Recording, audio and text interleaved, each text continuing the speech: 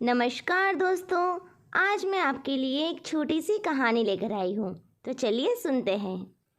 सास ने बहू से कहा, बहू मुझे एक बात तो बता, मैं तुझे इतना डांटती हूँ, कोसती हूँ और बुरी बुरी बातें करती हूँ और तू पलटकर जवाब भी नहीं देती है और ना ही गुस्सा करती है, बस हंसती रहती है।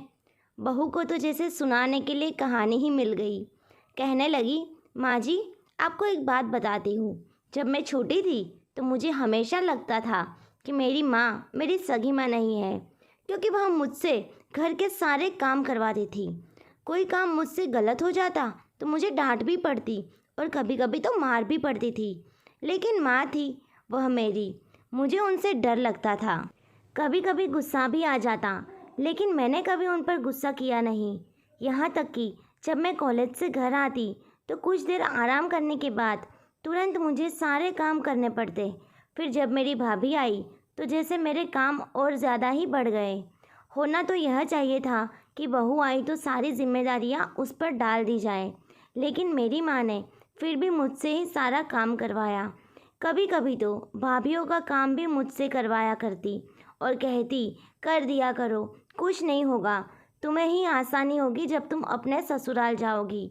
मुझे बहुत गुस्सा आता कि माँ भाभीयों का काम भी मुझसे ही करवाती है और उन्हें डांटती भी नहीं।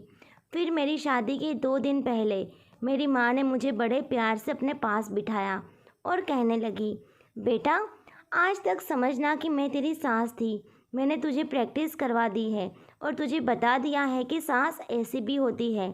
लेकिन अब तेरी शादी हो रही है तो आज से मैं तेरी माँ हूँ। बेटा जब तुम्हारी सास तुम्हें कुछ कहे तो समझना कि जैसे मैं ही डांट रही हूँ। और बस यही बात थी माँ जी कि मुझे आपकी बातें बुरी नहीं लगती, क्योंकि मेरी माँ ने मुझे प्रैक्टिस करवा कर भेजा है और आप तो मुझे इतना डांटते भी नहीं जितना मेरी माँ मुझे डांटा करती थी। इतना कहकर बहू हंसते हुए किचन में चली गई और सास सोचते रह गई, क्या हर माँ को सच में अपनी बेटियों की प्रशिक्षण ऐसे ही करनी चाहिए?